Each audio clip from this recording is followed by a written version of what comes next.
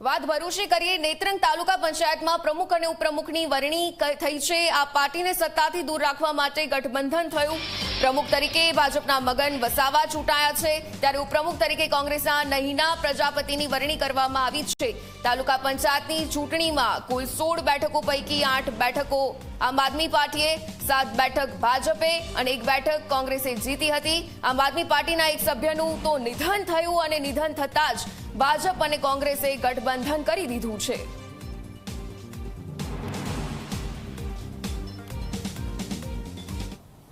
તાલુકા પંચાયતના પ્રમુખ તરીકે વસાવા મગનભાઈ જાદવભાઈને કુલ 8 મત મળેલ હતા અને તેઓ તાલુકા પંચાયતના પ્રમુખ તરીકે ચૂંટાયેલ છે। ઉપપ્રમુખ તરીકે પ્રજાપતિ નયનાબેન રાહુલભાઈને કુલ 8 મત મળેલ હતા અને નેત્રંગ તાલુકા પંચાયતના પ્રમુખ તરીકે પ્રજાપતિ નયનાબેન રાહુલભાઈ ચૂંટાયેલ છે।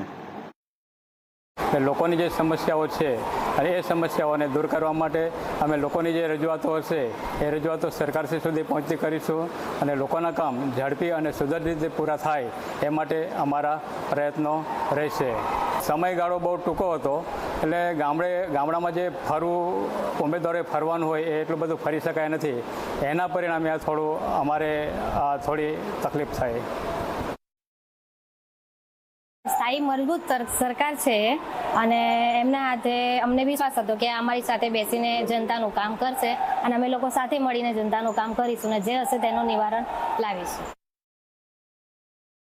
સ્થાનિક સ્વરાજની ચૂંટણીમાં ભરૂચ જિલ્લાની 9 તાલુકા પંચાયતો પૈકી નેત્રંગ તાલુકા પંચાયત સૌથી રસપ્રદ રહી છે।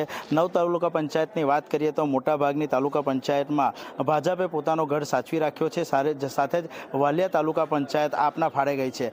નેત્રંગ તાલુકા પંચાયતની જો વાત કરીએ તો નેત્રંગ તાલુકા પંચાયતમાં 8 આમ આદમી પાર્ટીના ફાળે ગઈ હતી, 7 ભાજપના ફાળે ગઈ હતી અને 1 કોંગ્રેસના ફાળે બેઠક ગઈ હતી। જો કે આપના એક સભ્યનું જે તે સમયે અવસાન થતાં બંનેના ફાળે 7 બેઠકો હતી। જો કે આજરોજ ઇલેક્શન ચાલતા અને ચૂંટણીમાં કોંગ્રેસના ઉમેદવાર નયનાબેન પ્રજાપતિએ ભાજપને ટેકો જાહેર કરતા ભાજપને બહુમત મળ્યું હતું અને ભાજપે 8 ઉમેદવારો સાથે પ્રમુખ અને ઉપપ્રમુખની વરણી કરી હતી।